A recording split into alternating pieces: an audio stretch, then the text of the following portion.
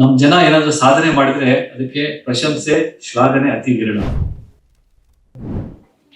ನಾನು ಇಲ್ಲಿ ಕೃಷಿ ಪರಿಸರ ಸಂವಹನ ಅಂತ ಕೊಟ್ಟಿದ್ದೇನೆ ನನಗೆ. ಸೊ ಅದ್ರ ಜೊತೆಯಲ್ಲಿ ವಿಶೇಷವಾಗಿ ಇದು ವಿಜ್ಞಾನ ಸಾಹಿತ್ಯ ಅಂತಾನೂ ಇದೆ. ಇಲ್ಲಿ ಸಾಹಿತ್ಯನೂ ಇದೆ, ಕೃಷಿನೂ ಇದೆ, ಮತ್ತೆ ಪರಿಸರನೂ ಇದೆ. ಸೊ ಹಾಗಾಗಿ ನಾನು ಈ ಒಂದು ಕನ್ನಡದ ಸಾಹಿತ್ಯ ಬಳಸ್ಕೊಂಡು ಕವನಗಳಾಗಿರ್ಬೋದು ಅಥವಾ ಚುಟುಕು ಆಗಿರ್ಬೋದು, ಸೊ ಇದರ ಜೊತೆಯಲ್ಲಿ ಅದನ್ನು ನಾನು ಹೋಲಿಸ್ಕೊಂಡು ನನ್ನ ಒಂದು ಸಂಕ್ಷಿಪ್ತವಾದ ಒಂದೆರಡು ಮಾತುಗಳನ್ನ ಆಡೋದಕ್ಕೆ ನಾನು ಇಲ್ಲಿ ಬಯಸ್ತಾ ಇದ್ದೇನೆ. ಈಗಾಗಲೇ ನಾನು ಹೇಳಿದೆ, ಕೃಷಿ ಪರಿಸರ ಸಂವಹನೆ ಅನ್ನೋದೇ ನನ್ನ ಒಂದು ನನಗೆ ಕೊಟ್ಟಿರುವಂತಹ ಶೀರ್ಷಿಕೆ. ಹಾಗಾದ್ರೆ ಕೃಷಿ ಅಂದ್ರೆ ಏನು? ಯಾರು ಹೇಳ್ತೀರಿ? ಯಾರಾದ್ರೂ ಕೈ ಎತ್ತಿ ಹೇಳಬೇಕು ನೋಡೋಣ. ನಿಮ್ಮ ಎಲ್ರಿಗೂ ಕನ್ನಡ ಬರುತ್ತಾ? ಎಲ್ರಿಗೂ ಕನ್ನಡ ಗೊತ್ತಿದೆ, ಎಲ್ರಿಗೂ ಬರುತ್ತಿಲ್ಲ. ಕೃಷಿ ಅಂದ್ರೆ ಏನು? ಯಾರು ಸಂಕ್ಷಿಪ್ತವಾಗಿ ಯಾರು ಹೇಳ್ತೀರಾ? ವಿಷಯ ಪ್ರಥಮ ಯಾಕೆ ಕೈ ಇತ್ತು? ನಿರ್ದಿಷ್ಟವಾದ ಭೂಪ್ರದೇಶದಲ್ಲಿ ಉದ್ದೇಶಿತವಾದಂತಹ ವಿಧಾನಗಳನ್ನು ಬಳಸಿಕೊಂಡು ಸಂಸ್ಕರಿಸುವ ಒಂದು ಪ್ರೊಸೆಸ್. ಸಂಸ್ಕರಿಸುವ ಪ್ರೊಸೆಸ್. ಮೇಡಮ್ ತಾಯಿ ವಿದ್ಯೆಗಿಂತ ಮೇಟಿ ವಿದ್ಯೆಗಳು, ಅಕ್ಷರಸ್ಥರಿಗಿಂತ ಅನಕ್ಷರಸ್ಥರು ನಮಗೆ ಅನ್ನಹಾರವೆಲ್ಲವನ್ನು ಇಡೀ ವಿಶ್ವಕ್ಕೆ ಪೂರೈಸುವಂತಹ ನೇಗಿಲ ಯೋಗಿ ಅನ್ನದಾತ ಅಂತ ಹೇಳ್ತಿದ್ದಾರೆ. ಮತ್ತೆ ಯಾರು ಹೇಳ್ತೀರಾ? ಕೃಷಿ. ಕೃಷಿ ಅಂದ್ರೆ ಕೆಲಸ ಅಂತ ಸಿಂಪಲ್ ಆಗಿ ಹೇಳೋದು. ಅಲ್ಲಿ ನಾವು ಅಗ್ರಿಕಲ್ಚರ್ ಇದ್ರಲ್ಲಾದ್ರೆ ನಾವು ಅದನ್ನ ಕಲ್ಟಿವೇಟ್ ಮಾಡೋದನ್ನ ಕೃಷಿ ಅಂತ ಹೇಳ್ತೀವಿ. ಓಕೆ, ಧನ್ಯವಾದಗಳು. ಸೊ ಇಲ್ಲಿ ನಾನು ಕೃಷಿ ಅಂತಂದ್ರೆ ಒಂದು ಕಾಯಕ ಅಂತ ಹೇಳ್ಬೋದು. ಯಾವುದೇ ಕೆಲಸದಲ್ಲಿ ತೊಡಗಿಸ್ಕೊಳ್ತಾವೆ ಕೃಷಿ. ಆದ್ರೆ ನಮ್ಮಲ್ಲಿ ಜನಗಳಿಗೆ ಹೆಚ್ಚಾಗಿ ಕೃಷಿ ಅಂತ ತಕ್ಷಣ ಏನು ಅಂತಂದ್ರೆ ಕೇವಲ ಅಗ್ರಿಕಲ್ಚರ್ ಅನ್ನೋದು ಮನಸ್ಥಿತಿ ಬರುತ್ತೆ. ಅಗ್ರಿಕಲ್ಚರ್ ಅನ್ನೋದು ಅಗ್ರಿ ಅಂತ ಬಿಟ್ರೆ ಕಲ್ಚರ್ ಅನ್ನೋದೇ ಇಲ್ಲಿ ಅದು ಸಂಸ್ಕೃತಿ. ಸೊ ಹಾಗಾಗಿ ನೀವು ಯಾವುದೇ ಕೃಷಿ ತಗೊಳ್ಳಿ, ಯಾರಾದ್ರೂ ಒಂದು ಏನಾದ್ರೂ ಒಂದು ಬರವಣಿಗೆ ಮಾಡಿದ್ರೆ ಏನ್ ಹೇಳ್ತಾರೆ? ಸೊ ಅಲ್ಲೇ ಇದೆ ಕೃಷಿ. ಹಾಗಾಗಿ ಯಾವುದೇ ಒಂದು, ಈಗ ನಾವು ನೀವು ಹೇಳಿದಾಗೆ ಉಳುಮೆ ಮಾಡೋದು ಆತರ ತಗೊಂಡಾಗ ನಾವು ಅಲ್ಲಿ ಕೃಷಿ ಅಂತಂದ್ರೆ ಅಗ್ರಿಕಲ್ಚರ್ ಅಂತ ಹೇಳ್ತೀವಿ. ಆಮೇಲೆ ತೋಟಗಾರಿಕೆ ಇದೆ, ಸೊ ಅದು ಅಗ್ರಿಕಲ್ಚರ್. ಆಮೇಲೆ ರೇಷ್ಮೆ ಇದೆ, ಅರಣ್ಯ ಕೃಷಿ ಇದೆ, ಮೀನು ಕೃಷಿ ಇದೆ, ಕೋಳಿ ಸಾಕಾಣಿಕೆ, ಕುರಿ ಸಾಕಾಣಿಕೆ, ಪಶುಸಂಗೋಪನೆ, ಇವೆಲ್ಲ ಒಟ್ಟಾರೆ ನಾವು ಕೃಷಿ ಅಂತ ಹೇಳಿ ಕರಿತೀವಿ. ಒಂದು ಸಮೂಹ, ಒಂದು ಕಾಯಕಕ್ಕೆ ನಾವು ಕೃಷಿ ಅಂತ ಹೇಳಿ ಕರಿತೀವಿ. ಇದು ಕೃಷಿ ಅಂದ್ರೆ ಇವರು ಹೇಳಿದ ಹಾಗೆ ಕೃಷಿ ಅಂತಂದ್ರೆ ಅಂದ್ರೆ ಸಾಮಾನ್ಯ ಸ್ವಲ್ಪ ಸಂಕ್ಷಿಪ್ತವಾಗಿ ನಮ್ಮ ಮನುಷ್ಯ ಕುಲಕ್ಕೆ ತಗೊಂಡಾಗ ಮನುಷ್ಯನ ಆಹಾರ ಮತ್ತು ಬಳಕೆಗೆ ಬೇಕಾಗುವಂತಹ ಉತ್ಪನ್ನಗಳನ್ನ ತಯಾರಿಸುವ ಮತ್ತು ಆ ಒಂದು ಬಳಕೆಗೆ ಮತ್ತೆ ಅಂದ್ರೆ ಆಹಾರಕ್ಕೋಸ್ಕರ ಆಗಿರ್ಬೋದು ಅಥವಾ ಬಳಕೆಗೆ ಏನೇನು ಬೇಕಾಗುತ್ತೋ ಅದನ್ನ ನಾವು ತೊಡಗಿಸ್ಕೊಳ್ಳೋದಕ್ಕೆ ನಾವು ಇಲ್ಲಿ ಕೃಷಿ ಅಂತ ಹೇಳ್ತೀವಿ ಅಲ್ವಾ? ನಾವು ಇಲ್ಲಿ ಹೇಳ್ತಿರೋದು. ಹಾಗಾದ್ರೆ ಪರಿಸರ ಅಂದ್ರೇನು? ಪರಿಸರ ಅಂದ್ರೇನು?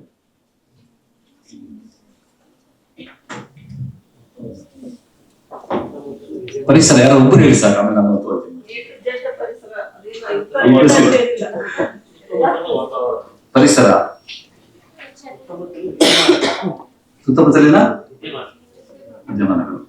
ಮಾನವ ಇದ್ದಾನೆ, ಮಾನವನ ಸುತ್ತಮುತ್ತಲಿರುವ ಜೈವಿಕ ಮತ್ತು ಅಜೈವಿಕ ಮಾನವ ನಿರ್ಮಿತ ಕಟ್ಟಡಗಳಾಗಿರ್ಬೋದು, ವಸ್ತುಗಳಾಗಿರ್ಬೋದು, ಇದನ್ನೆಲ್ಲ ಸೇರಿಸ್ಕೊಂಡು ನಾವು ಅಂದ್ರೆ ಬಯೋಟಿಕ್ ಅಂಡ್ ಎಬಯೋಟಿಕ್ ಫ್ಯಾಕ್ಟರ್ಸ್ ಅಂತ ಕರಿತೀವಿ ನಾವು. ಜೈವಿಕ ಮತ್ತು ಅಜೈವಿಕ ವಸ್ತುಗಳನ್ನ ಒಳಗೊಂಡಂತೆ ಮಾನವನ ಸುತ್ತಮುತ್ತಲಿರುವಂತಹ ಎಲ್ಲ ಸೌಕರ್ಯಗಳಿಗೆ ನಾವೇನು ಕರಿಬಹುದು? ಒಂದು ಪರಿಸರ ಅಂತ ಹೇಳ್ಬೋದು. ಆ ಪರಿಸರದಲ್ಲಿ ಏನೇನಿದೆ? ಪರಿಸರದಲ್ಲಿ ಜೈವಿಕ ಅಂತ ತಗೊಂಡಾಗ ನಾವು ಮನುಷ್ಯ ಕುಲ, ಆಮೇಲೆ ಪ್ರಾಣಿ ಪಕ್ಷಿ ಸಂಕುಲಗಳು, ಎಲ್ಲ ತರದ ಸರೀಸೃಪಗಳು ಎಲ್ಲದೂ ಇದೆ. ಅದರಲ್ಲಿ ವಿಶೇಷವಾಗಿ ಕೀಟಶಾಸ್ತ್ರಜ್ಞರಾಗಿದ್ರಿಂದ ನಾನು ಏನ್ ಹೇಳಕ್ ಬಯಸ್ತೀನಿ ಅಂದ್ರೆ ಇನ್ಸೆಕ್ಟ್ಸ್, ಕೀಟಶಾಸ್ತ್ರ, ಈ ಒಂದು ಸಸ್ಯಶಾಸ್ತ್ರವನ್ನು ಹೊರತುಪಡಿಸಿ ನಾವು ಪ್ರಾಣಿ ಶಾಸ್ತ್ರವನ್ನ ಪರಿಗಣನೆಗೆ ತಗೊಂಡಾಗ ಪ್ರಾಣಿ ಶಾಸ್ತ್ರದಲ್ಲಿ 65% ಏನು ನಮ್ಮ ಒಂದು ಸಂಪನ್ಮೂಲ ಅಥವಾ ಸಿರಿ ಸಂಪತ್ತಿದೆ ಅದು 60ರಿಂದ 65% ಕೇವಲ ಕೀಟಗಳಿದೆ.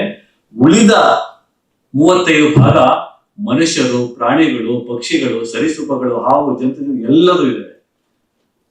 ಯಾಕೆ ಹಾಗಾದ್ರೆ ನಮಗೆ ಕೀಟಗಳ ಅಷ್ಟು ಕಾಣಿಸಲ್ವಲ್ಲ ಅಂತಂದ್ರೆ ದುರದೃಷ್ಟವಶಾತ್ ಇದರ ಗಾತ್ರ ಅತಿ ಚಿಕ್ಕ ಚಿಕ್ಕದ್ರಿಂದ ಮಾತ್ರ ನಮಗೆ ಅದು ಆಗಾಗ ಮಾತ್ರ ಕಣ್ಣಿಗೆ ಗೋಚರಿಸ್ತವೆ. ಅಂದ್ರೆ ಎಷ್ಟು ವೈವಿಧ್ಯತೆ ಇದೆ ಕೀಟಗಳಲ್ಲಿ ಅಂತ ಹೇಳಿ ತಾವು ಯಾಕಂದ್ರೆ ನಾನು ಕೀಟಶಾಸ್ತ್ರಜ್ಞರಾಗಿರೋದ್ರಿಂದ ನನಗೆ ಅದು ಗೊತ್ತಾಗ್ತಾ ಇದೆ.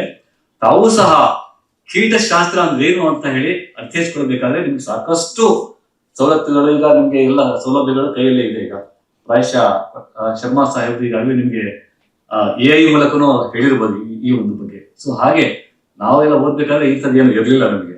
ಸೊ ನಾವು ಪುಸ್ತಕದ ರೂಪದಲ್ಲಿ ಓದ್ಬೇಕಾಗಿತ್ತು. ಹಾರ್ಡ್ಲಿ ಅಲ್ಲಲ್ಲ ಅವಾಗ ಮಾತ್ರ ಇಂಟರ್ನೆಟ್ ಅಲ್ಲಿ ಅಥವಾ ಅಂತರ್ಜಾಲದಲ್ಲಿ ಏನಾದ್ರು ಸ್ವಲ್ಪ ನೋಡ್ತಾ ಇದ್ವಿ ಅಷ್ಟೇ. ಸೊ ಹಾಗೆ ಇದಿಷ್ಟನ್ನು ಎಲ್ಲ ಸೇರಿಸ್ಕೊಂಡ್ರೆ ಪರಿಸರ ಆಗುತ್ತೆ. ಒಂದು ಕೃಷಿ ಆಯ್ತು, ಪರಿಸರ ಆಯ್ತು, ಸಂವಹನೆ ಅಂದ್ರೆ ಏನು? ಒಬ್ರು ಯಾರಾದ್ರು ಎಕ್ಸಾಕ್ಟ್ಲಿ. ಓಕೆ, ಮತ್ತೆ ಯಾರು ಹೇಳ್ತೀರಾ? ಸಂವಹನೆ, ಕಮ್ಯುನಿಕೇಶನ್. ಕಮ್ಯುನಿಕೇಶನ್ ಏನ್ ನಾವು ಇದು ಮಾಡ್ಬೇಕು? ಒಂದು ಅವರು ಭಾವನೆ ಅಂತ ಹೇಳಿದ್ರು. ನಮ್ಮ ಆಲೋಚನೆಗಳನ್ನ, ಭಾವನೆಗಳನ್ನ, ಅನಿಸಿಕೆಗಳನ್ನ ಮತ್ತೆ ಒಳಗೆ ನಾವು ಇಟ್ಕೊಂಡಿರ್ತೀವಿ, ಆದ್ರೆ ಅದನ್ನ ವ್ಯಕ್ತಪಡಿಸಿದಿಲ್ಲ. ಅದು ಕೆಲವೊಮ್ಮೆ ಬೇರೆ ಒಂದು ವಾಹಕದ ಮೂಲಕ ನಾವು ಅದನ್ನ ವ್ಯಕ್ತಪಡಿಸ್ತೀವಿ. ಹೇಗೆ? ಯಾರಿಗೋ ಸಿಟ್ಟಲ್ಲಿ ತೋರಿಸ್ಬೇಕಾದ್ರೆ ನೀವು ಅದನ್ನ ನಿಮ್ಮ ಮುಖಚರ್ಯೆಯಲ್ಲೂ ಸಹ ಅಭಿವ್ಯಕ್ತಪಡಿಸ್ತೀರಾ. ಅಂದ್ರೆ ಸಂಜೆ ಮೂಲಕ ಎಲ್ಲ ಏನು ಸಿಂಬಾಲಿಕ್ ಆಗಿ ನಾವೇನು ಅದನ್ನ ಪ್ರಸ್ತುತಪಡಿಸ್ತೀವೋ ಅದು ನಾವು ಅದಕ್ಕೆ ನಾವು ಸಂವಹನೆ ಅಂತ ಹೇಳ್ತೀವಿ. ಸೊ ಸಂವಹನೆ ಆಗ್ಬೇಕು. ಸಂವಹನೆ ಆಗ್ಬೇಕು ಅಂತಂದ್ರೆ ನಮಗೆ ಏನ್ ಬೇಕು ಅಲ್ಲಿ ಮಧ್ಯೆ? ಅದು ಬಹಳ ಮುಖ್ಯವಾದ ವಿಷಯ ಇದೆ. ನಮಗೆ ಮಾಹಿತಿ ಇದೆ, ಈಗ ಕೃಷಿ ಪರಿಸರ ಇದೆ, ಸಂವಹನೆ ಕಮ್ಯುನಿಕೇಟ್ ಮಾಡಬೇಕು. ಆ ಒಂದು ಸಂವಹನೆ ಮಾಡ್ಬೇಕು ಅಂತಂದ್ರೆ ನಮ್ಮಲ್ಲಿ ಏನ್ ಬಹಳ ಮುಖ್ಯವಾಗಿ ಏನ್ ಬೇಕು?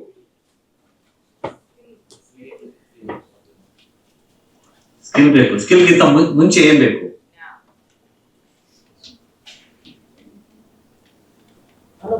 ಏನ್ ಬೇಕು? ಅಲ್ಲ, ನನಗೆ ಕಮ್ಯುನಿಕೇಟ್ ಮಾಡೋದಕ್ಕೆ ಏನ್ ಬೇಕು? ಯಾರಿಗೂ ಭಾಷೆ ಬಹಳ ಮುಖ್ಯ. ನೀವು ಆಡುವಂತಹ ಭಾಷೆ ಇನ್ನೊಬ್ಬ ವ್ಯಕ್ತಿಗೆ ಅದನ್ನ ಹೇಳದೇ ಇದ್ರೆ ಅದು ಅಷ್ಟು ಸಮಂಜಸವಾಗಿ ಅದು ಆಗೋದಿಲ್ಲ. ಯಾಕಂತಂದ್ರೆ ಭಾಷೆ ಅನ್ನೋದು ಬಹಳ ಅಗಾಧವಾದಂತ ಒಂದು ಶಬ್ದ. ಅದು ಕೇವಲ ನಾನು ಹೇಳಿದೆ ಈಗ ಸಿಂಬಲ್ ಸಂಜ್ಞೆ ಮೂಲಕ ಅಥವಾ ಸನ್ನೆ ಮಾಡುವ ಮೂಲಕ ಹೇಳ್ಬೋದು. ಆದ್ರೂ ಭಾಷೆಯ ಒಂದು ಸದ್ಬಳಕೆ ಮಾಡ್ಕೊಂಡು ಹೇಳಿದಾಗ ಸಂಪೂರ್ಣ 100ಕ್ಕೆ 100 ಆ ಒಂದು ಮಾಹಿತಿಯನ್ನ ನೀವು ಅವರಿಗೆ ಒದಗಿಸ್ತೀರಾ. ಆದ್ರೆ ಅಲ್ಲಿ ಇರುವಂತಹ ರಿಸೀವರ್ ಏನಿದ್ದಾನೆ ಅವನು ಅದನ್ನ ಯಾವ ರೀತಿ ತಗೊಳ್ತಾನೆ ಅದು ಅವನಿಗೆ ಬಿಟ್ಟಿದ್ದು. ನಿಮ್ಮ ಮೂಲಕ ನೀವು ಅದನ್ನ ಅವನಿಗೆ ಸಂವಹನೆ ಮಾಡ್ತಾ ಇದ್ದೀರಾ. ಎಲ್ಲರ ರಿಸೆಪ್ಟಿವಿಟಿ ಅಂತ ನಾವೇನ್ ಕರಿತೀವಿ, ಇಲ್ಲಿರೋ ಎಷ್ಟು ಈ ಒಂದು ಸಭಾಂಗಣದಲ್ಲಿ ಎಲ್ಲರೂ ಸಹ ಎಲ್ಲರೂ ದಾಸಮೇಶ್ವರ್ ಸರ್ ಅಥವಾ ಬೆಳೆಗಾಲ ಶರ್ಮಾ ಸರ್ ಅಥವಾ ವಸುಂಧರಾ ಮೇಡಮ್ ತರನೇ ನಾವು ಗ್ರಹಿಸ್ತೀವ. ರಿಸೆಪ್ಟಿವಿಟಿ ಹೇಗಿರುತ್ತೆ? ಮಗುವಿನ ರಿಸೆಪ್ಟಿವಿಟಿನೇ ಬೇರೆ ಇರುತ್ತೆ, ಪ್ರಬುದ್ಧತೆ ಉಳ್ಳುವಂತಹ ವ್ಯಕ್ತಿತ್ವಗಳೇ ರಿಸೆಪ್ಟಿವಿಟಿ ಬೇರೆ ತರ ಇರುತ್ತೆ, ಅಥವಾ ಬೇರೆ ತರ ಮನಸ್ಥಿತಿಗಳ ಇರುವಂತಹ ವ್ಯಕ್ತಿತ್ವಗಳ ಒಂದು ಗ್ರಹಿಕೆ ಅದು ಬೇರೆ ತರ ಇರುತ್ತೆ. ಹಾಗಾಗಿ ಸಂವಹನೆ ಅನ್ನೋ ಒಂದು ಏನಿದೆ ಒಂದು ಪ್ರಕ್ರಿಯೆ ಅದು ಜೀವನದಲ್ಲಿ ಬಹಳ ಮುಖ್ಯವಾಗಿ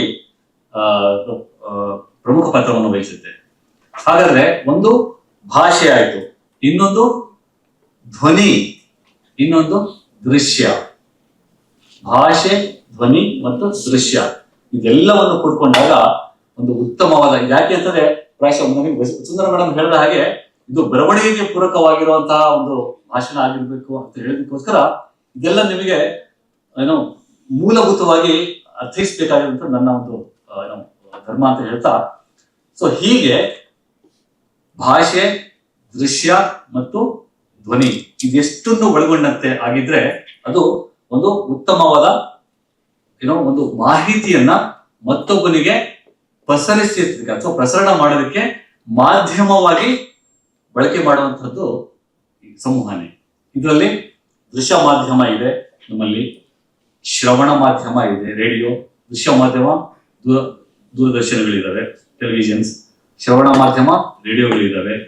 ಹಾಗೆಯೇ ಮತ್ತೊಂದು ಮಾಧ್ಯಮ ಮುದ್ರಣ ಮಾಧ್ಯಮ ಅಂದ್ರೆ ಪತ್ರಿಕೆಗಳು ಇದ್ದಾವೆ. ಸೊ ಹಾಗಾಗಿ ನೀವು ಯಾವುದರ ಮುಖಾಂತರನೋ ಇತ್ತೀಚಿನ ಕಾಲದಲ್ಲಿ ಬರವಣಿಗೆಗಿಂತ ಜಾಸ್ತಿ ಇವಾಗ ಏನಾಗಿದೆ ಅಂದ್ರೆ ದೃಶ್ಯ ಮತ್ತು ಧ್ವನಿ ಮೂಲಕನೇ ನಾವು ಜಾಸ್ತಿ ಆ ಒಂದು ಮಾಹಿತಿಯನ್ನ ಪ್ರಸರಣ ಮಾಡ್ತಾ ಇದ್ವಿ. ಸೊ ಹೀಗೆ ಇದು ಬಹಳ ಮುಖ್ಯವಾಗಿ ಮುಖ್ಯವಾದ ಪಾತ್ರವನ್ನು ವಹಿಸುತ್ತೆ ಹೇಳ್ತಾ ಇದ್ದೀನಿ. ಕೃಷಿ ಪರಿಸರ ಸಂವಹನೆ ಹೇಳಿದೆ ನಾನೀಗ. ಇಲ್ಲಿ ಪರಿಸರದಲ್ಲಿ ಏನ್ ಬರ್ತೀವಿ ನೋಡಿ, ಈಗ ಕೃಷಿ, ರೈತರು, ವಿಜ್ಞಾನಿಗಳು, ಸರ್ಕಾರ, ಮಾಧ್ಯಮ ಮತ್ತು ಸಾರ್ವಜನಿಕರ ನಡುವೆ ಕೃಷಿ ಪದ್ಧತಿಗಳು ಮತ್ತು ಪರಿಸರ ಸಂರಕ್ಷಣೆಗೆ ಸಂಬಂಧಿಸಿದ ಮಾಹಿತಿಯ ಒಂದು ವಿನಿಮಯ ನಾವು ಏನ್ ಮಾಡ್ಕೊಳ್ತೀವಿ ಅದನ್ನ ಮಾಡ್ಕೊಂಡಾಗ ನಾವು ಕೃಷಿ ಪರಿಸರ ಸಂವಹನೆ ಸಂಪೂರ್ಣವಾಗಿ ಮಾಡ್ಕೊಂಡಾಗುತ್ತೆ. ಸರ್ ನಾನು ಇಷ್ಟೊತ್ತು ಏನ್ ಚರ್ಚೆ ಮಾಡಿದೆ ಅದರಿಂದ ಒಂದು ಸಾಲಿನಲ್ಲಿ ಅದನ್ನ ಅಭಿವೃದ್ಧಿಪಡಿಸ್ತಾ ಇದ್ದೀವಿ. ಸೊ ಅದು ಉದಾಹರಣೆಗೆ ಸುಮ್ಮನೆ ಕೊಟ್ಕೊಂಡಿದ್ದೀನಿ. ಯಾವ ವಿಷಯ ಇದ್ರೂ ಅದು ಗೊತ್ತಾಗಲಿ. ಇಲ್ಲಿ ಕೃಷಿಯ ಮತ್ತೆ ಪರಿಸರ ತಗೊಂಡಾಗ ಹವಾಮಾನ ಬದಲಾವಣೆಯ ಅಥವಾ ಅದುವೇ ಪರಿಸರದ ಮೇಲೆ ಆಗುವಂತಹ ವೈಪರೀತ್ಯಗಳಾಗಿರ್ಬೋದು, ಜೈವಿಕ ಕೃಷಿಯ ಮಹತ್ವ, ನೀರು ಮಣ್ಣು ಅದರ ಒಂದು ಹೇಗಿದೆ, ಅದರ ಸ್ಥಿತಿಗತಿ ಹೇಗಿದೆ, ಅತಿವೃಷ್ಟಿ ಅನಾವೃಷ್ಟಿ ಆದಾಗ ಹೇಗಿರುತ್ತೆ, ಆಮೇಲೆ ಮಣ್ಣಿನ ಆರೋಗ್ಯ ಹೇಗಿದೆ ಅಂದ್ರೆ ಪರಿಸರಕ್ಕೆ ಸಂಬಂಧಪಟ್ಟಾಗೆ, ಕೃಷಿಗೆ ಸಂಬಂಧಪಟ್ಟಾಗೆ ಅದ್ರ ಬಗ್ಗೆ ಹೇಳ್ಕೊಳ್ಳೋದು, ಸಂಶೋಧನೆ ಮಾಡೋದು, ಅದನ್ನ ಜನರಿಗೆ ತಲುಪಿಸುವುದು, ರೈತರಿಗೆ ಮಣ್ಣಿನ ಗುಣಧರ್ಮಗಳನ್ನ ತಲುಪಿಸುವುದು. ಸೊ ಹೀಗೆ ಇರುತ್ತೆ. ಇದಿಷ್ಟು ನಾನು ಒಂದು ಚಿಕ್ಕದಾಗಿ ಏನೀಗ ನಾನು ಹೇಳಿದೆ, ನಾನು ಅಂತಾರಾಷ್ಟ್ರೀಯ ಒಂದು ವಾಣಿಜ್ಯ ಒಂದು ಮೇಳ ನಡೀತಾ ಇದೆ ಅಂತ ಹೇಳಿ ಪರಿಸರದ ಅಂಶಗಳನ್ನ ಹೇಳಿದೆ. ನಿಮಗೆ ಕ್ಲೈಮೇಟ್, ಹವಾಮಾನ ವೈಪರೀತ್ಯ, ಮಣ್ಣು, ನೀರು, ಹವಾಮಾನ, ಜೀವವೈವಿಧ್ಯತೆ ಮತ್ತು ವಾತಾವರಣ. ಸೊ ಇದನ್ನ ಪರಿಸರದ ಅಂಶಗಳು ಅಂತ ಹೇಳಿ ನಾನು ಹೇಳ್ತಾ ಇದ್ದೀನಿ. ಹಾಗೆ ಅದಕ್ಕೆ ಪೂರಕವಾಗಿ ಸಾಹಿತ್ಯ ಅಂತ ಹೇಳಿದಾಗ ನಾನೇ ರಚಿಸಿದಂತಹ ಒಂದು ಪಂಚಭೂತಗಳು, ಪರಿಸರಕ್ಕೆ ಪೂರಕವಾದಂತಹ ಪಂಚಭೂತಗಳ ಬಗ್ಗೆ. ಅಂದ್ರೆ ನೀವು ಸಾಹಿತ್ಯ ರಚನೆ ಮಾಡ್ಬೇಕಾದ್ರೆ ಎಷ್ಟು ಸಂಕ್ಷಿಪ್ತವಾಗಿ ಏನನ್ನ ಹೇಳೋದಕ್ಕೆ ಎಷ್ಟು ಅರ್ಥಪೂರ್ಣವಾಗಿ ಹೇಳ್ಬೋದು ಅನ್ನೋದಕ್ಕೆ ಒಂದು ಚಿಕ್ಕ ಒಂದು ಉದಾಹರಣೆ ಕೊಡ್ತಾ ಇದ್ದೀನಿ. ಸೊ ಬೆಳಕು ಅಥವಾ ಸೂರ್ಯ ಆತರ ತಗೊಂಡಾಗ ನಾವು ಪೂರ್ವದಿಂದ ಹುಟ್ಟುತ್ತಿ, ಪಶ್ಚಿಮಕ್ಕೆ ಮುಳುಗುತ್ತಿ, ರತಿ ಮತಿಯರ ಮುತ್ತಿನಾರತಿ, ನೀನಿಲ್ಲದೆ ಲೋಕವೇ ಕತ್ತಲಿನ ಆವೃತ್ತಿ. ಇದು ಬೆಳಕಿನ ಬಗ್ಗೆ. ಹಾಗೆಯೇ ಗಾಳಿ, ವಾಯು ಬಗ್ಗೆ ತಗೊಂಡಾಗ ನಾವು ನೀನೊಲಿದರೆ ಎಲ್ಲರಿಗೂ ಹಿತ, ಉಸಿರಾಟದ ಜೀವಾಮೃತ, ಮುನಿಸಿಕೊಂಡರೆ ಚಂಡಮಾರುತ, ಸಕಲ ಜೀವರಾಶಿಗಳೇ ಮೃತ. ನೀರು, ವಾಟರ್ ಇಸ್ ಯೂನಿವರ್ಸಲ್ ಸಾಲ್ವೆಂಟ್, ನಮಗೆಲ್ಲ ಗೊತ್ತಿದೆ. ವಿಶ್ವದ ಅತ್ಯಮೂಲ್ಯ ದ್ರಾವಣ, ಏನಿರುವುದು ಇದರ ಸರಿ ಸಮಾನ, ನಿನ್ನಿಂದಲೇ ಸ್ನಾನ ಪಾನ, ನೀ ಸುರಿದರೆ ಮಳೆ, ಹಸನು ಇಳೆ ಮಳೆ, ಕಳ್ಳಾಟ ಮಳ್ಳಾಟಕ್ಕೆ ಅತಿವೃಷ್ಟಿ ಅನಾವೃಷ್ಟಿ, ಸುನಾಮಿ ನಿರ್ನಾಮಿ. ಬೆಂಕಿ, ದೀಪ ಧೂಪಕ್ಕೂ ಆಧಾರ, ಮಂತ್ರ ಮಾಂಗಲ್ಯಕ್ಕೆ, 3 ಗಂಟು 7 ಸುತ್ತಿಗೆ ನೀನೇ ಸಾಕ್ಷಿ, ನಿನ್ನ ಮೈ ತುಂಬಾ ಬಾಯಿ, ಅಂದ್ರೆ ಬೆಂಕಿ ಏನ್ ಕೊಟ್ರು ತಿನ್ಕೊಳ್ಳುತ್ತೆ ಅಂತ, ಮೈ ತುಂಬಾ ಬಾಯಿ, ಏನು ಉಂಡರೂ ಭಸ್ಮ ಭಕ್ಷಿ. ಭೂಮಿ, ಹಚ್ಚ ಹಸಿರ ಸೀರೆ ಉಟ್ಟು ಸಕಲ ಸರ್ವಸ್ವಕ್ಕೂ ತಾಯಿ, ವಿಷ ಮಲಿನ ಉಂಡರು ಜೀವರಾಶಿಗೆ ಆಹಾರ ನೀಡುತ್ತಿ, ಕ್ಷಣವೂ ನಿಲ್ಲದೆ ಸೂರ್ಯ ಚಂದ್ರರ ಸುತ್ತುತ್ತಿ, ಸಕಲ ಸರ್ವಸ್ವದ ಭಾರ ಹೊರುತ್ತಿ, ಜೀವ ಭಯ ಕಂಪನಗಳ ಗಮಕ ಆಗಾಗ ಆಡುತ್ತಿ. ಅದಕ್ಕೆ ಸೊ ಇದು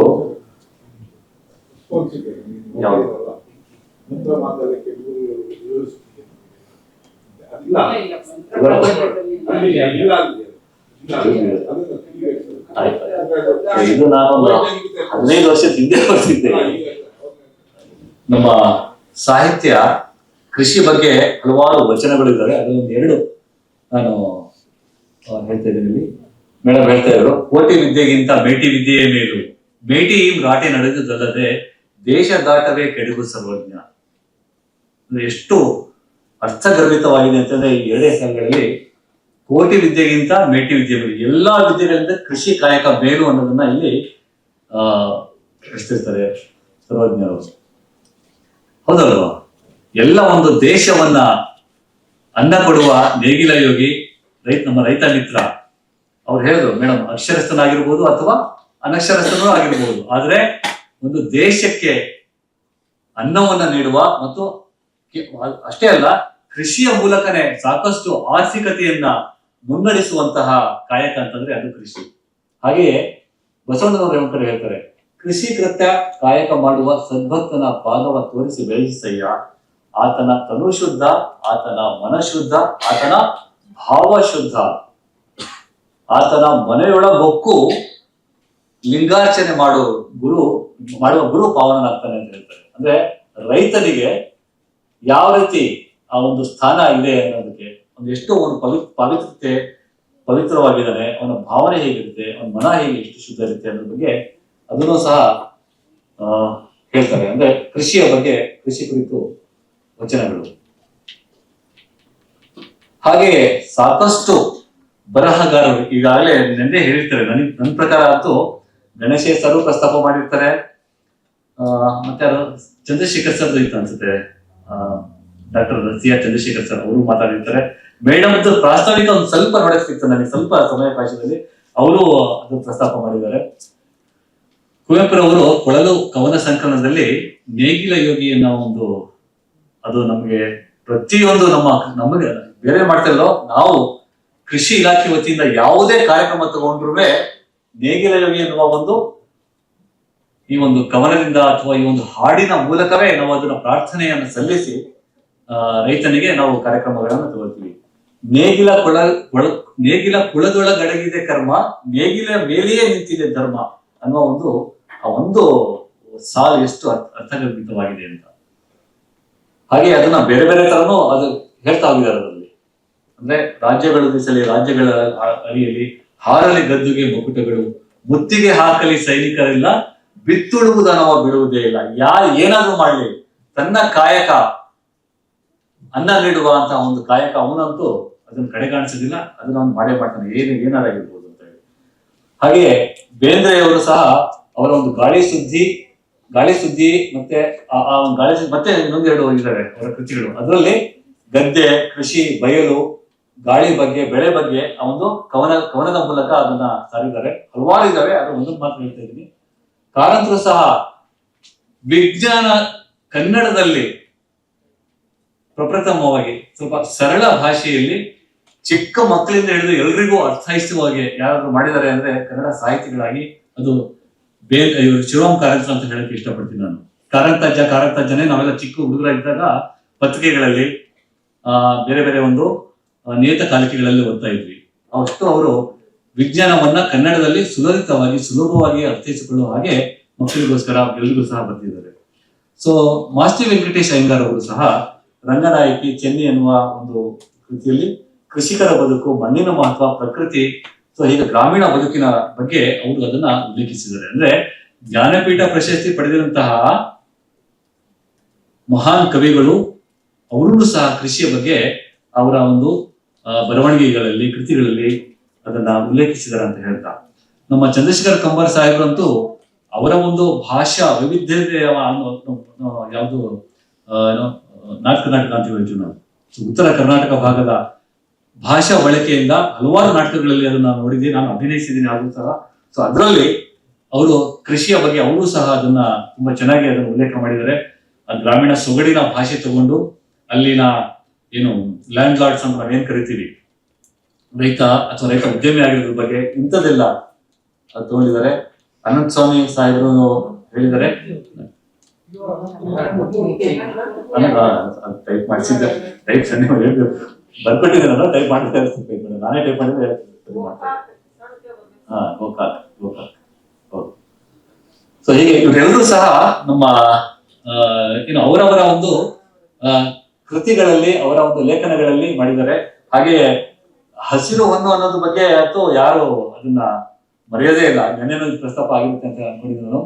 ಹಾಗೆ ಮೋಡ ಮಳೆ ಮತ್ತು ಬೆಳೆ ಅನ್ನೋದು ನಮ್ಮ ಡಾಕ್ಟರ್ ಕುಮಾರಸ್ವಾಮಿ ಸಾಹೇಬರು ನಮ್ಮ ಶಿವಮೊಗ್ಗದಲ್ಲಿ ಬೇಸಾಯ ಶಾಸ್ತ್ರ ಪ್ರಾಧ್ಯಾಪಕರಾಗಿ ನಿವೃತ್ತ ಆಗಿರೋ ಅವರು ಒಂದು ಒಳ್ಳೆ ಪುಸ್ತಕ ಬರೆದಿದ್ದಾರೆ. ಸೊ ಹಾಗೆ ಇರುವುದೊಂದೇ ಭೂಮಿ, ಅದರಲ್ಲಿ ಹೆಸರು ಇದಾಗಿದೆ ಕೆಳಗಡೆ.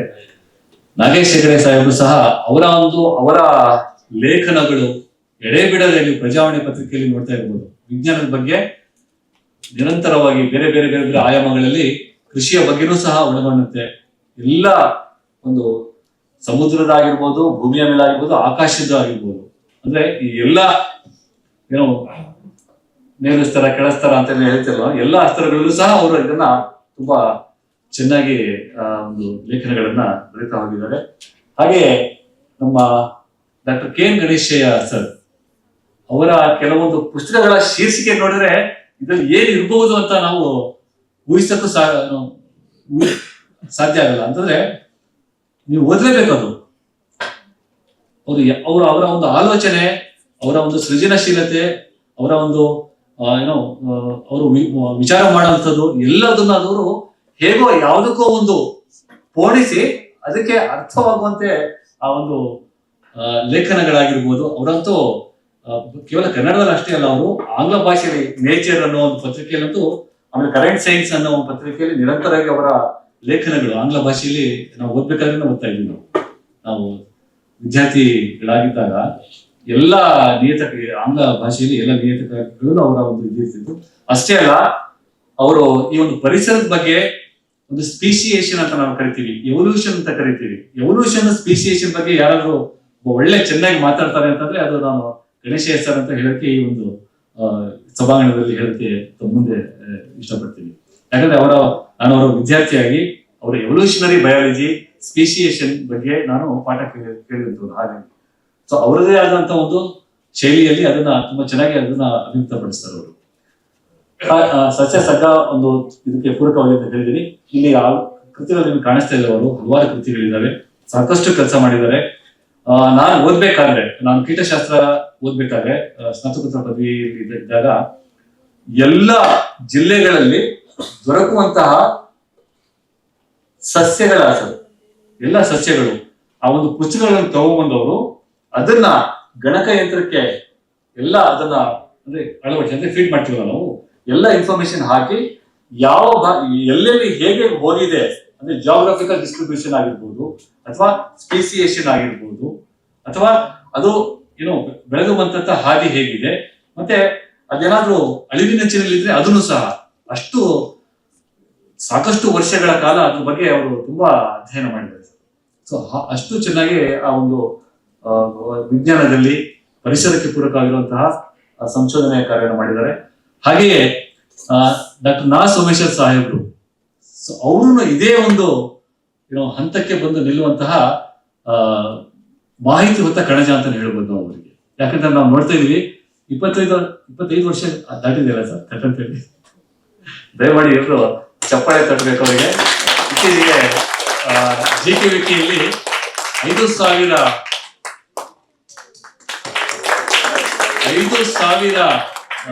ಎಪಿಸೋಡ್ಸ್ ಆಗಿದೆ. ಅದ್ರ ಬಗ್ಗೆ ಒಂದು ಬೃಹತ್ ಕಾರ್ಯಕ್ರಮವನ್ನು ಹಮ್ಮಿಕೊಂಡಿದ್ರು.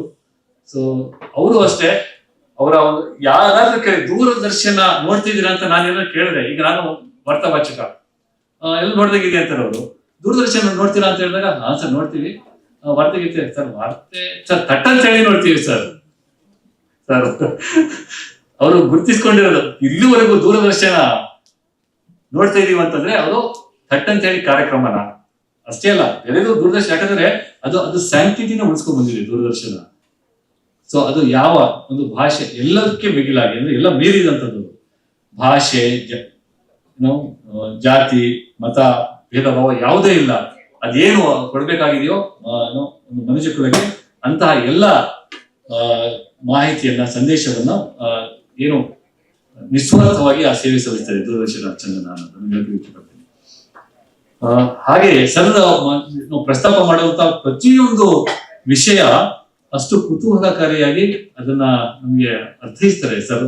ಆಮೇಲೆ ಅವರ ಒಂದು ತುಂಬಾ ಒಳ್ಳೆಯ ಗುಣ ಅಂತಂದ್ರೆ ಯಾರಾದ್ರೂ ಒಂದು ಹೊಸ ಪುಸ್ತಕ ಬರೀಲಿ ಅದನ್ನ ಪ್ರಸ್ತಾಪ ಮಾಡ್ದೇನೆ ಬಿಡಲ್ಲ ಅವರು. ಆ ಒಂದು ಥಟ್ಟಂತ ಹೇಳಿ ಕಾರ್ಯಕ್ರಮದಲ್ಲಿ ನನ್ನ ಕೃತಿಯ ಬಗ್ಗೆ ಹೇಳಿದ್ದಾರೆ, ಎಷ್ಟು ಚೆನ್ನಾಗಿ ಹೇಳಿದ್ದಾರೆ. ಅದು ಇಲ್ಲಿ ಯಾಕೆ ಹೇಳ್ತೀನಿ ಸರ್, ನಾನು ಒಂದು ವಿಸ್ಮಯಕೀಟ ಪ್ರಪಂಚ ಅನ್ನೋ ಪುಸ್ತಕ ಬರೆದಿರೋದು ಇಲ್ಲೇ ಇದೆ ಅದು.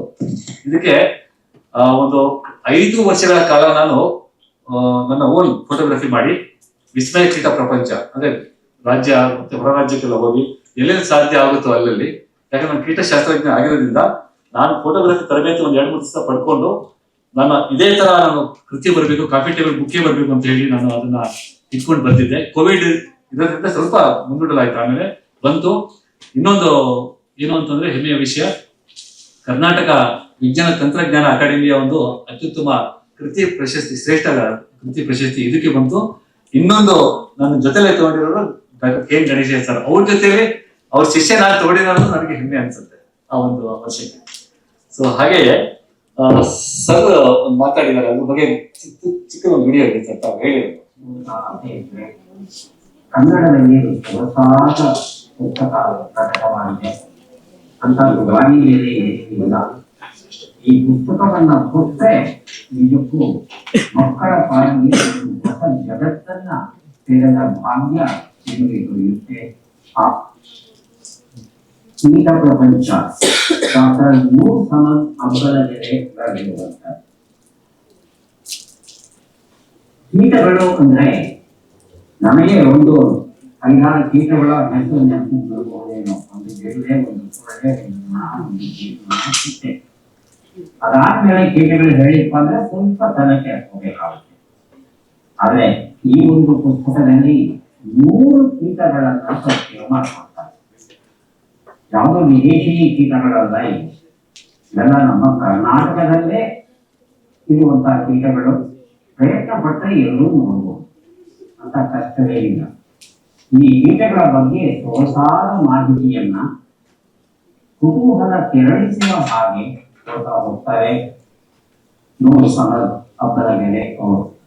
ವಿಶೇಷ ಏನು ಅಂದ್ರೆ ಜೀವ ಜಗತ್ತಲ್ಲಿ ಇರ್ತಕ್ಕಂಥ 60% ಜೀವಿಗಳು ಬದುಕಿವೆ. ಹಾಗಾಗಿ ಕೀಟಗಳ ಬಗ್ಗೆ ನಾವು ತಿಳ್ಕೊಳ್ಳಿಲ್ಲ ಅಂದ್ರೆ ತಪ್ಪು ನಮ್ಮದೇ ಹೊರತು ಕೀಟಗಳದ್ದಲ್ಲ. ಈ ಕೀಟಗಳ ಮಹತ್ವ ಹೇಳ್ತೇನೆ. ಒಂದು ವೇಳೆ ಏನಾದರೂ ಈ ಭೂಮಿಯಿಂದ ಜೇನುನೊಣಗಳು ಮರೆಯಾಗಬಹುದು ಇಟ್ಕೊಳ್ಳೋದು. ಕೇವಲ 4 ವರ್ಷಗಳಲ್ಲಿ ಭೂಮಿಯ ಮೇಲೆ ಇರ್ತಕ್ಕಂಥ ಅಷ್ಟು ಜೀವರಾಶಿ ನಾಶವಾಗಬಹುದು. ಯಾಕಂದ್ರೆ ಪರಾಗ ಸ್ಪರ್ಶ ಮಾಡ್ತಾ ಇರೋದು, ಪಾಲಿನೇಷನ್ ಮಾಡ್ತಾ ಇರೋದು ಜೇನುನೊಣ. ಆ ಜೇನುನೊಣವೇ ಇಲ್ಲ ಅಂದ್ರೆ ಎಷ್ಟು ಸೊಗಸಾಗಿ ಇಲ್ಲಿನ ಲೇಖನಗಳು ಇವೆ ಅಂದ್ರೆ ಶೀರ್ಷಿಕೆಯನ್ನ ನೋಡ್ತಾ ಇದ್ದಾನೆ ಓದಬೇಕು ಅನ್ಸುತ್ತೆ.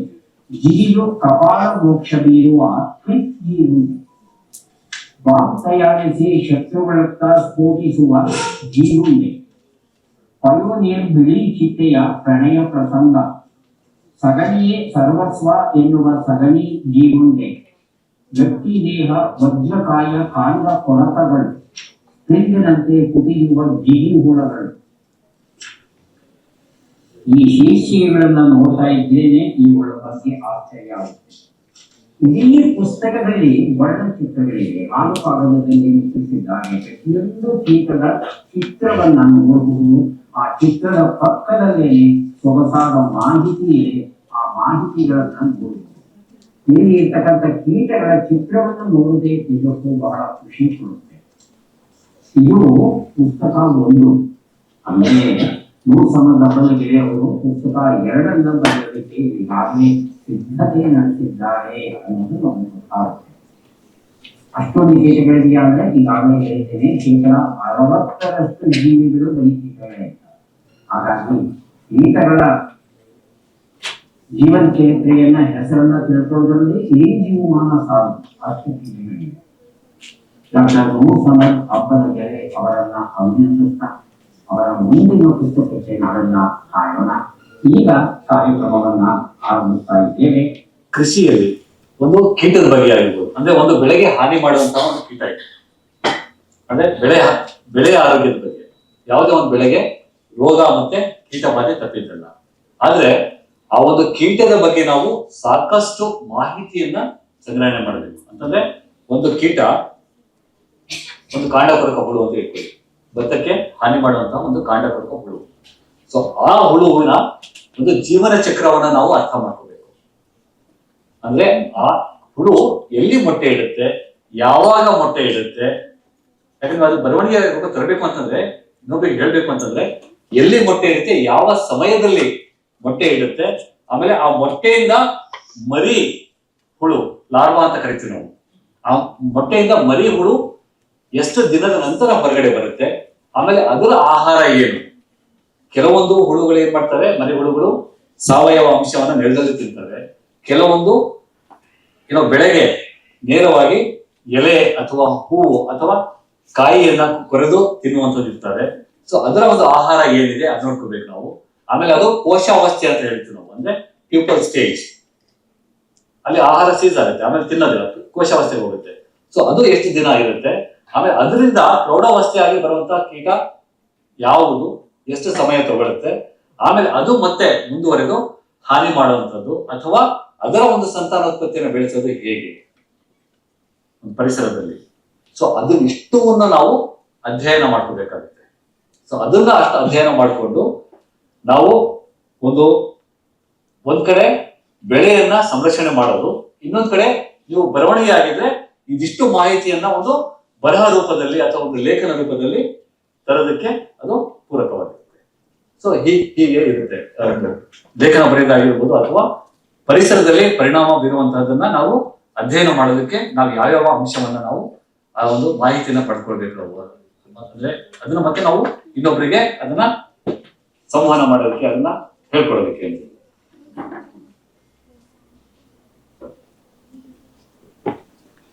ಈಗ ಕೃಷಿ ಪರಿಸರದ ಮೇಲೆ ಬೀರುವ ಪರಿಣಾಮ, ಆಮೇಲೆ ಪರಿಸರ ಕೃಷಿಯ ಮೇಲೆ ಬೀರುವ ಪರಿಣಾಮ, ಎರಡು ಅಂಶಗಳು. ಕೃಷಿ ಪರಿಸರದ ಮೇಲೆ ಬೀರುವ ಪರಿಣಾಮ ಅಂದ್ರೆ ನಾವಿಲ್ಲಿ ಯಥೇಚ್ಛವಾಗಿ ರಾಸಾಯನಿಕ ಗೊಬ್ಬರದ ಬಳಕೆ ಮಾಡ್ತಾ ಇದೀವಿ, ಕೀಟನಾಶಕಗಳ ಬಳಕೆ ಮಾಡ್ತಾ ಇದೀವಿ, ಅರಣ್ಯ ಎಲ್ಲ ಹಾಳು ಮಾಡ್ಬಿಟ್ಟು ಅದನ್ನ ಕೃಷಿ ತಗೊಳ್ತಾ ಇದ್ದೀವಿ.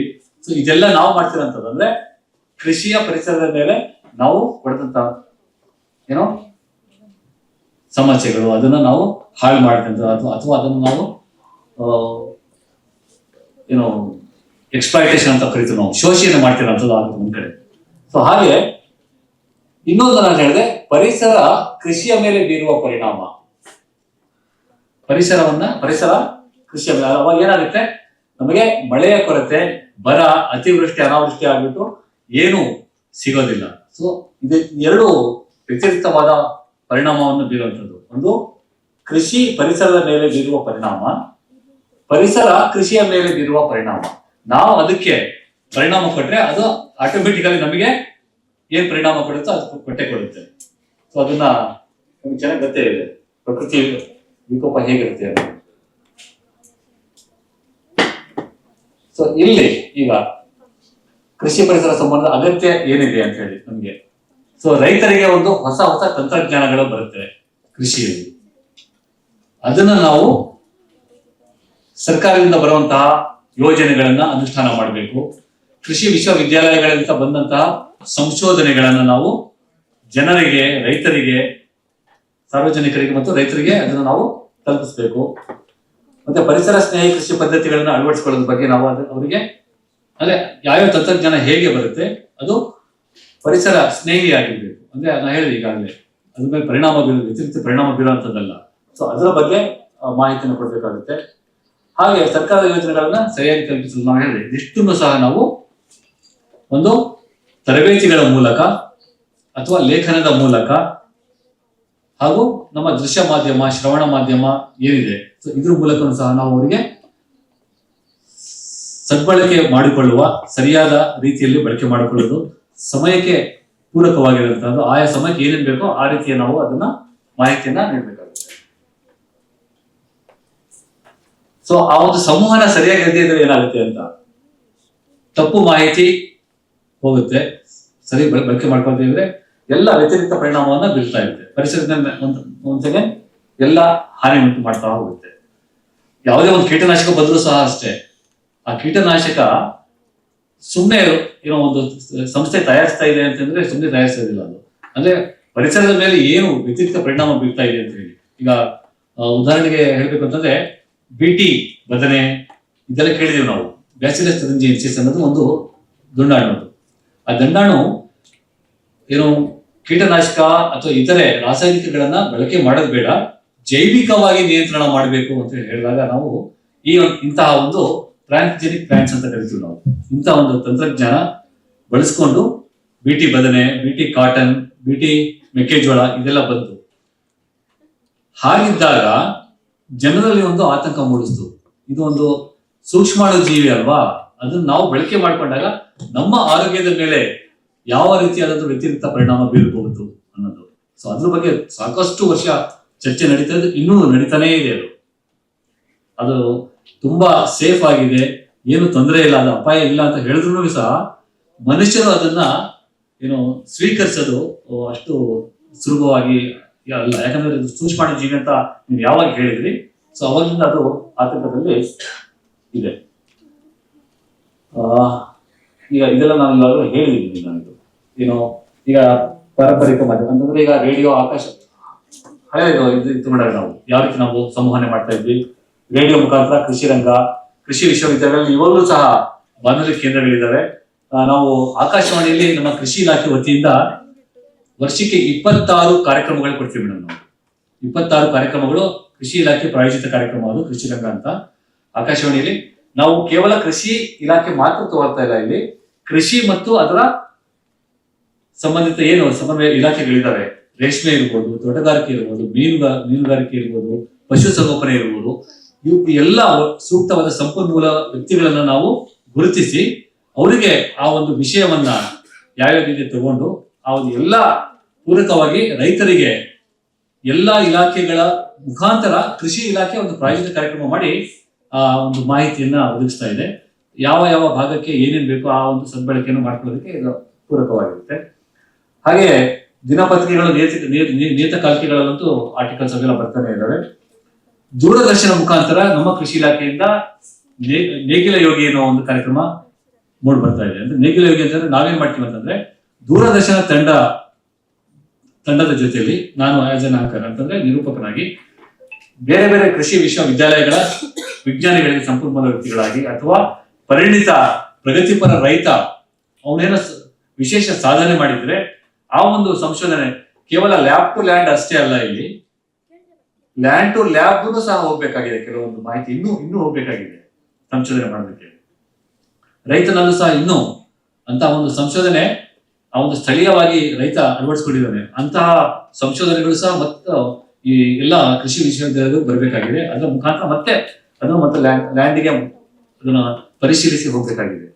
ಸೊ ಹೀಗೆ ನೇಗಿಲ ಯೋಗಿ ಅನ್ನೋದನ್ನ ಪ್ರತಿ ಜಿಲ್ಲೆಗೆ ಹೋಗಿ ನಾವು ತಿಂಗಳಿಗೆ 2 ಕಾರ್ಯಕ್ರಮಗಳನ್ನ ಕೃಷಿ ಇಲಾಖೆ ವತಿಯಿಂದ ಮಾಡ್ತಿದ್ದೀವಿ. ರೈತರಿಗೆ ಅದನ್ನ ಸಂವಹನೆ ಮಾಡ್ತಾ ಇದ್ದೀವಿ. ಆಯಾ ಭಾಗದಲ್ಲಿ ಪ್ರತಿಯೊಂದು ಜಿಲ್ಲೆಯಲ್ಲಿ ಏನೇನು ಕಾರ್ಯಕ್ರಮ ನಡೀತಾ ಇದೆ, ಮತ್ತೆ ಆ ಭಾಗದಲ್ಲಿ ಇರುವಂತಹ ಕೆಲವು ಸಂಶೋಧನೆ ಇರ್ಬೋದು ಅಥವಾ ರೈತರು ಹೊಸದಾಗಿ ನೂತನವಾಗಿ ಅಳವಡಿಸಿಕೊಂಡು ಒಂದು ಸಾಧನೆ ಮಾಡಿದ್ದಾಗಿರ್ಬೋದು, ಇಂಥವೆಲ್ಲ ವಿಷಯಗಳನ್ನು ಚರ್ಚೆ ಮಾಡಿ ನಾವು ಅದನ್ನ ರಾಜ್ಯವ್ಯಾಪಿ ಪ್ರಸಾರ ಮಾಡ್ತಾ ಇದ್ದೀವಿ. ಅದು ನೇಗಿಲ ಯೋಗಿ ಕಾರ್ಯಕ್ರಮ. ವರ್ಷಕ್ಕೆ 24 ಕಾರ್ಯಕ್ರಮಗಳು ಬರ್ತವೆ. ಅದೇ ರೀತಿ ರೈತ ಮಿತ್ರ ನೇರ ಫೋನ್ ಕಾರ್ಯಕ್ರಮ ನಿನ್ನೆ ಸಂಜೆ ಇತ್ತು ನಂದು ಲೈವ್ ಪ್ರೋಗ್ರಾಮ್ ಆಗಿ. ಅದು ಸಹ ಕೃಷಿ ಇಲಾಖೆ ವತಿಯಿಂದ 24 ರೈತ ಪರ ಕಾರ್ಯಕ್ರಮಗಳನ್ನ ಅದೇ ರೀತಿ ಮತ್ತೆ ಸಂಪನ್ಮೂಲ ವ್ಯಕ್ತಿಗಳನ್ನ ವಿಷಯವನ್ನ ಆಧರಿಸಿ ಆ ಒಂದು 24 ಕಾರ್ಯಕ್ರಮಗಳನ್ನ ನಾವು ದೂರದರ್ಶನ ಮುಖಾಂತರ ಕೊಡ್ತಾ ಇದ್ದೀವಿ, ಮತ್ತೆ ಆಕಾಶವಾಣಿ ಮುಖಾಂತರ ಕೊಡ್ತಾ ಇದ್ದೀವಿ. ಸೊ ಇದು ರೈತ ಮಿತ್ರ ನೇರ ಫೋನ್ ಕಾರ್ಯಕ್ರಮ ಅಂತ ಹೇಳ್ತಾನ. ಅದು ನಮ್ಮ ಮಾನ್ಯ ಕೃಷಿ ಸಚಿವರು, ಆಮೇಲೆ ನಮ್ಮ ಆಯುಕ್ತರು ವೈಎಸ್ ಪಾಟೀಲ್ ಸಾಹೇಬರು, ಆಮೇಲೆ ನಮ್ಮ ಡೈರೆಕ್ಟರ್ ಕೃಷಿ ನಿರ್ದೇಶಕರು ಪುತ್ರ ಸರ್. ಸೊ ಈಗ ಕೆಲವೊಂದು ತಗೊಂಡಿದ್ದಾರೆ ಅಷ್ಟೇ ಆಗಲಿ. ಸೊ ಹೀಗೆ ನೇಗಿಲ ಯೋಗಿ ಕಾರ್ಯಕ್ರಮ ಅಲ್ಲಲ್ಲಿ ಹೋಗಿ ನಾವು ಮಾಡ್ತಾ ಇದ್ದೀವಿ.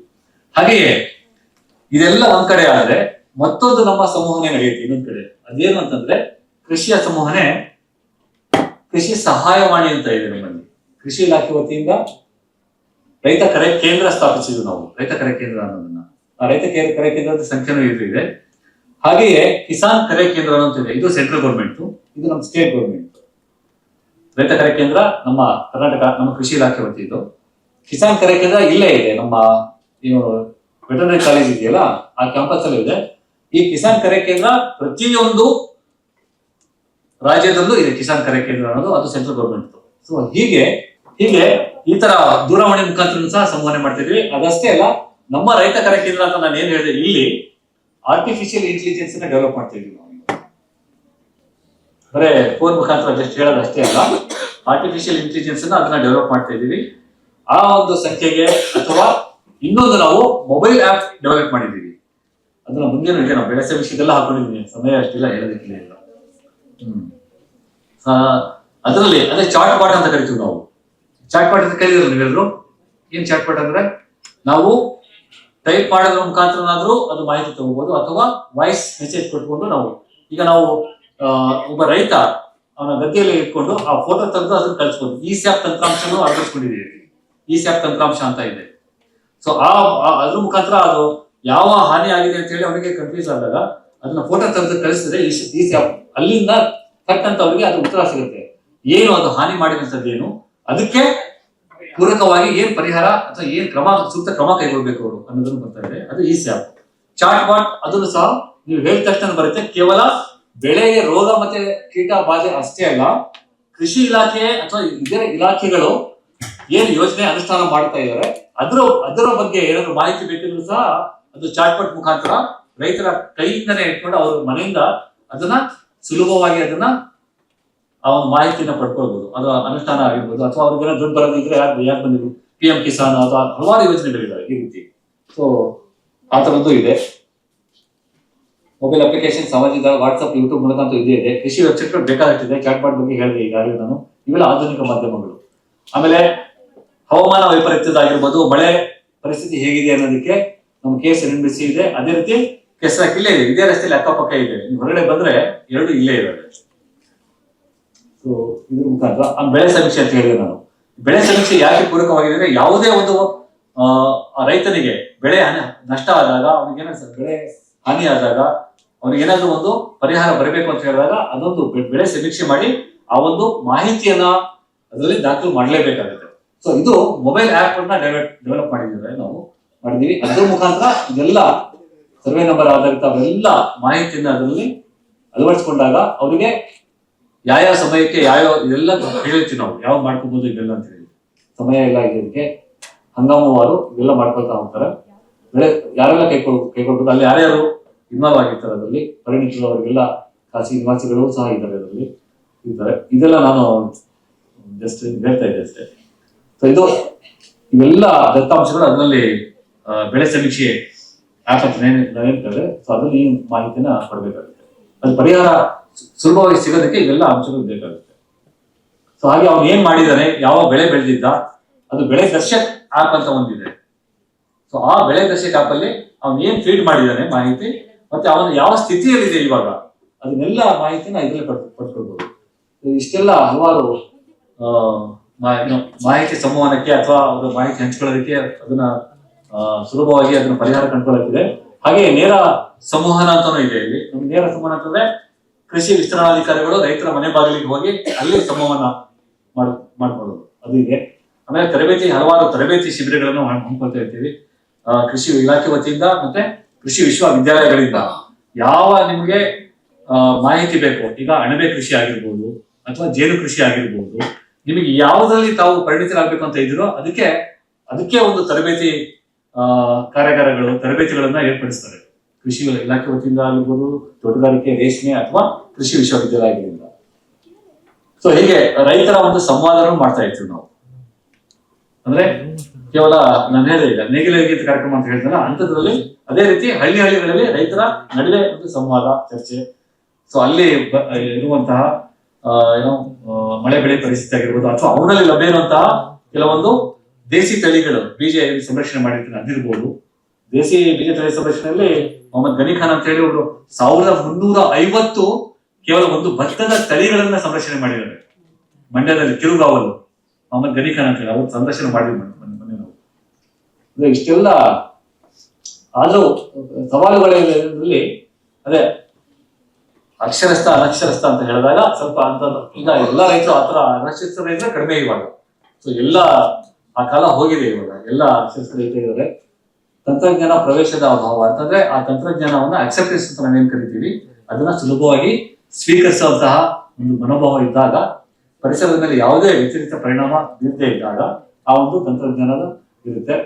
ಭಾಷಾ ಸಮಸ್ಯೆ, ಭಾಷೆ ಎಷ್ಟು ಪ್ರಮುಖವಾಗಿರುತ್ತೆ ಅವಾಗಲೇ ಹೇಳಿದ್ದೀನಿ ನಾನು, ಅದು ಬೇಕಾಗುತ್ತೆ.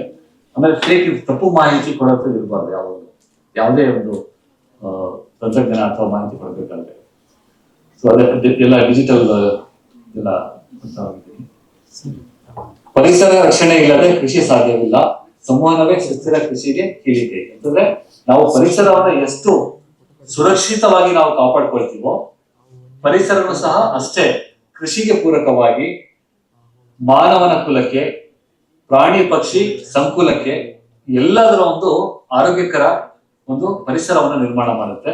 ಅದ್ರ ಜೊತೆಲಿ ನಾವು ಸಹ ಸಾವಯವ ಕೃಷಿ ಪದ್ಧತಿಗಳನ್ನ ಅಳವಡಿಸಿಕೊಂಡು ಎಲ್ಲ ಜನರಿಗೆ, ರೈತರು ಮಾನವನಿಗೆ ಆರೋಗ್ಯಕರ ಆಹಾರವನ್ನ ನೀಡುವ ನಿಟ್ಟಿನಲ್ಲಿ ನಾವು ಶ್ರಮಿಸಬೇಕು. ರೈತರು ಸಹ ನಮ್ಮೊಡನೆ ಕೈ ಜೋಡಿಸಿ ಇವೆಲ್ಲ ಮಾಡ್ಬೇಕು ಅಂತ ಹೇಳಿ ಹೇಳ್ತಾ ಇಲ್ಲಿ ಸಮಯದ ಅಭಾವ ಆಗಿದೆ, ಮತ್ತೆ ನಮ್ಮ ಮುಂದೆ ಹೋಗೋದಿಲ್ಲ. ಇಲ್ಲಿ ಮರಣೋತ್ತರ ಸರ್ಕಾರ ಅನ್ನೋ ಒಂದು ಶೀರ್ಷಿಕೆ. ವಸುಂಧರಾ ಮೇಡಮ್ ಒಂದು ಕವನ, ಮರಣೋತ್ತರ ಸರ್ಕಾರ ಅಂತ ಸಾಹಿತ್ಯ ಆಗಿರೋದ್ರಿಂದ ಅದನ್ನು ಹೇಳ್ಬೇಕಂತ ಅನಿಸ್ತಾ ಇದೆ. ಸಾಮಾನ್ಯವಾಗಿ ನಮ್ ಜನ ಏನಾದ್ರೂ ಸಾಧನೆ ಮಾಡಿದ್ರೆ ಅದಕ್ಕೆ ಪ್ರಶಂಸೆ, ಶ್ಲಾಘನೆ ಅತಿ ವಿರಳ. ಅದೇ ಆ ವ್ಯಕ್ತಿ ಸತ್ತ ನಂತರ ಆ ಮೃತ ದೇಹದ ಸುತ್ತ ಆ ಒಂದು ಪ್ರಶಂಸೆಗಳು ಹರಿದಾಡ್ತಾ ಇರ್ತವೆ. ಇದ್ರ ಕುರಿತಾಗಿ ಒಂದು ಕವನ ರಚನೆ ಮಾಡಿದ್ದೆ. ಡಾಕ್ಟರ್ ಯು ಆರ್ ಅನಂತಮೂರ್ತಿ ಅವರು, ಆಮೇಲೆ ಡಾಕ್ಟರ್ ಕರ್ನಾಡ್ ಅವರು, ಸಾಶಿ ಬಳ್ಳವರು ತುಂಬಾ ಪ್ರಶಂಸೆ ಮಾಡಿದಂತಹ ಕವನ ಇದು, ಸರಳ ಪದಗಳ ಬಳಕೆಯಿಂದ. ಮರಣೋತ್ತರ ಸತ್ಕಾರ. ನನ್ನೊಡನೆ ಒಂದ್ ಹೆಜ್ಜೆ ಇಡದ ಜನ, ನನ್ನೊಡನೆ ಒಂದೂ ಹೆಜ್ಜೆ ಇಡದ ಜನ ನಾ ಸತ್ತಾಗ 100 ಹೆಜ್ಜೆ ಇಡ್ತಾರೆ. ಹರಕು ಬಟ್ಟೆ ಹರಿಕಾರ ನನಗೆ ಶುಭ್ರ ಶ್ವೇತ ವಸ್ತ್ರ ಉಡಿಸ್ತಾರೆ. 1 ನಿಮಿಷ ಮಾತನಾಡದ ಜನ ಈಗ ಗಂಟೆಗಟ್ಟಲೆ ಅಳ್ತಾರೆ. ಯಾವ ಉಡುಗೊರೆ ಕೊಟ್ಟಿರದಿದ್ರು ಬಗೆ ಬಗೆಯ ಹೂಗಳ ಸನ್ಮಾನ ಮಾಡ್ತಾರೆ. ರಸ್ತೆ ಚರಂಡಿ ಬದಿಗಿದ್ದ ನಿರಾಶ್ರಿತ ನನಗೆ ಪ್ರಶಾಂತ ಸ್ಮಶಾನ ಮಹಲಿನಲ್ಲಿ ಮಲಗಿಸ್ತಾರೆ. ನಿತ್ಯ ನಿರ್ವಹಣೆ ವಿಶೇಷ ರಕ್ಷಣೆಗೆ ತುಂಬು ಕಾಳಜಿಯಿಂದ ಮಣ್ಣು ಮಾಡ್ತಾರೆ. ಗಂಧ ಸುಗಂಧ ದ್ರವ್ಯಗಳ ಆರೈಕೆ ಮಾಡ್ತಾರೆ. ಹಾಳಾದ ಜೀವನ ನಾ ಹಾಗೇಕೆ ಸಾಗಿಸ್ತಿದ್ದೆ, ಹಾಳಾದ ಆ ಜೀವನ ನಾ ಹಾಗೇಕೆ ಸಾಗಿಸ್ತಿದ್ದೆ. ಸಾವು ಇಷ್ಟೊಂದು ಸುಖ ಸುಗಮ ಸಂಭ್ರಮದಿಂದ ಐತೆ ಅಂತ ಗೊತ್ತಿದ್ದಿದ್ರೆ ನಾನು ಯಾವಾಗಲೂ ಸಾಯ್ತಾ ಇದ್ದೆ. ಸಾವಿಗಿಂತ ಸುಖ ಇನ್ನೊಂದು ಯಾಕೆ, ಸಾವಿಗಿಂತ ಸುಖ ಮತ್ತೊಂದು ಯಾಕೆ, ಇಂಥ ಸಾವಿನ ಸುಖ ಪಡೆಯೋಕೆ ಕೇವಲ ಒಂದೇ ಜನ್ಮ ಸಾಕೆ. ಮತ್ತೆ ಸಾಯಿಗೆ ಜನ್ಮ ಕೇಳ್ತಿದ್ರೆ ಒಂದೇ ಜನ್ಮ ಸಾಕೆ. ಎಲೆ ಮನುಜನೇ, ನಿನ್ನಂತರಾತ್ಮದೊಡನೆ ನೀ ಬದುಕಲು ಕಲಿ, ನಿನ್ನಂತರಾತ್ಮದೊಡನೆ ನೀ ಬದುಕಲು ಕಲಿ. ಆತ್ಮ ಬಿಟ್ಟು ನೀ ನಡೆದರೆ ನಿನ್ನಾತ್ಮಕ್ಕೆ ನೀನೇ ಬಲಿ ತಬ್ಬಲಿ. ಬಹಳಷ್ಟು ಹೇಳೋದಿತ್ತು, ಸಮಯದ ಅಭಾವ ಇದೆ. ಬರವಣಿಗೆಗಳಿಗೆ ಏನ್ ಬೇಕೋ ಅಷ್ಟು ಪೂರಕ ಅಂತ ಹೇಳಿದೆ. ಸಾಧನೆ ಏನಾದ್ರು ಮಾಡೋದಿದ್ರೆ ದಯಮಾಡಿ ಸಾಧನೆ ಮಾಡಲೇಬೇಕು. ಸಾಧನೆಗೆ ಅಸಾಧ್ಯವಾದದ್ದು ಯಾವುದೂ ಇಲ್ಲ. ಸಾಧನೆ ಇಲ್ಲದೆ ಸತ್ತರೆ ಸಾವಿಗೆ ಅವಮಾನ, ಆದರ್ಶವಿಲ್ಲದೆ ಬದುಕಿದ್ರೆ ಬದುಕಿಗೂ ಅವಮಾನ.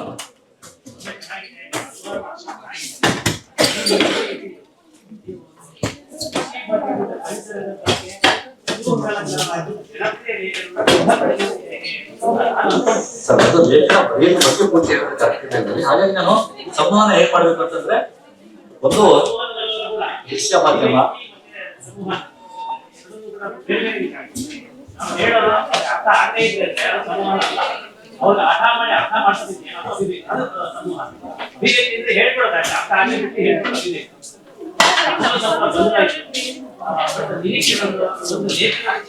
ಜನಸಾಮಾನ್ಯರಿಗೆ ಕುತೂಹಲಕರವಾಗಿ ಸಿದ್ಧಪಡಿಸೋದಾಗಿದೆ. ಕೃಷಿಯಿಂದ ಈಗ ಕೃಷಿಯಲ್ಲಿ ಮತ್ತೆ ಪರಿಸರದಲ್ಲಿ ಸಾಕಷ್ಟು ವಿಚಾರಗಳಿದೆ, ಏನೆಲ್ಲ ವಿಚಾರಗಳಿದೆ, ಹೇಗೆ ಒಂದು ಲೇಖನ ಮಾಡಬಹುದು, ಜನರಿಗೆ ಓದಿಸಬಹುದು. ಇದು ನನ್ನ ಒಂದು ನಿರೀಕ್ಷೆ. ನಾನು ಆಕ್ಚುಲಿ ಅದನ್ನೇ ತಗೊಂಡಿದ್ದೇವಲ್ಲ. ಈಗ ಹೇಗೆ ಅಂತಂದ್ರೆ, ಒಂದು ಲೇಖನದಲ್ಲಿ ಒಂದು ಫಸ್ಟ್ ಇಂಟ್ರೋ ಅಂತ ನಾವು ಏನ್ ಕರಿತೀವಿ, ಸೊ ಅದು ಹೇಗಿರ್ಬೇಕು, ಆಮೇಲೆ ಒಂದು ಬಾಡಿ ಆಫ್ ದಿ ಲೇಖನ ಹೇಗಿರ್ಬೇಕು, ಮತ್ತೆ ಅದು ನೆಕ್ಸ್ಟ್ ನಾವು ಸಂಹಾರ ಅಥವಾ ಉಪಸಂಹಾರ ಹೇಗೆ ಮಾಡ್ಬೇಕು ಅಂತ ಹೇಳಿ ಹೇಳ್ಬೇಕಂತ ಅದನ್ನು ಇಟ್ಕೊಂಡಿದ್ದೆ ನಾನು. ಮತ್ತೆ ಮುಂದೆ ನೋಡೋಣ.